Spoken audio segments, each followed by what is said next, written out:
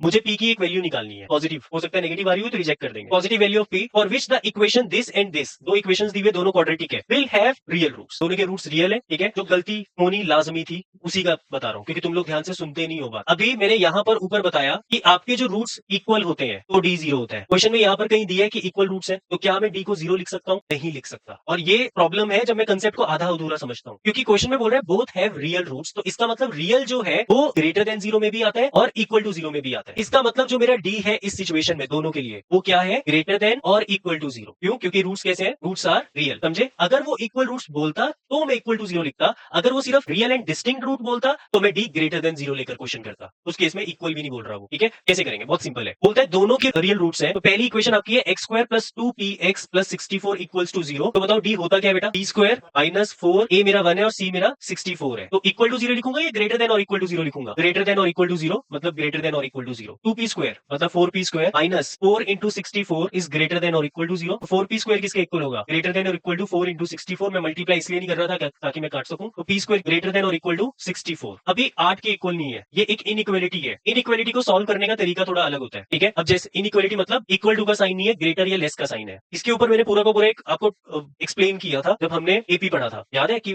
Positive number से multiply करना, divide करना, ऐड करना, सब्ट्रैक्ट करना, साइन चेंज नहीं होता। नेगेटिव नंबर से मल्टीप्लाई करना, डिवाइड करना, एक ग्रेटर का साइन लेस के साइन में कन्वर्ट हो जाता है ना। इसकी वीडियो भी मैं डालने वाला हूँ। अच्छा, इसको कैसे सॉल्व करते हैं? अगर मेरे पास P square is equal to 64 होता तो पी को मैं क्या लिखता? प्लस माइनस 8 लिखता। यही करते हैं। पर इनइक्वालिटी के केस में इसको लिखने का तरीका ये होता है कि पी स्क्वायर का पी लिख दूंगा, 64 है तो 64 को 8 लिख दूंगा यहाँ पे, और माइनस 8 भी होता है तो माइनस 8 को यहाँ लिखूंगा। उसके बाद ये इनइक्वालिटी को लिखने का तरीका है। उसके बाद जो साइन ये वाला है वही साइन यहाँ पर लगा दूंगा और सेम चीज यहाँ पर लगा दूंगा। तो ये मेरे पास आंसर होगा इसका। जो पी है वो 8 से क्या है? ग्रेटर, या फिर माइनस 8 से क्या है? लेसर। तो क्योंकि पी मेरा क्या नहीं हो सकता? नेगेटिव नहीं हो सकता। पी कैन नॉट नेगेटिव, तो ये वाला केस रिजेक्ट हो जाएगा, है ना। तो पी क्या है? ग्रेटर देन और इक्वल टू 8। अभी 8 नहीं है, 8 या 8 से ज्यादा है। ठीक है, ओके, ये तो पहली हुआ। अब दूसरी वाली सिचुएशन के अकॉर्डिंग करेंगे। दूसरी सिचुएशन क्या कहती है? X square minus 8x plus 2p equals to 0। इसमें भी डी क्या होगा? ग्रेटर देन और इक्वल टू 0, क्योंकि रूट्स आर रियल बता रहा है सिर्फ वो, डिस्टिंक्ट एंड इक्वल दोनों हो सकते हैं। तो बी स्क्वायर मतलब माइनस 8 का स्क्वायर माइनस 4 ए मेरा 1 है और सी मेरा 2p है, ग्रेटर देन और इक्वल टू 0। 64 इसको इधर ले जाए, ग्रेटर देन और इक्वल टू 8p।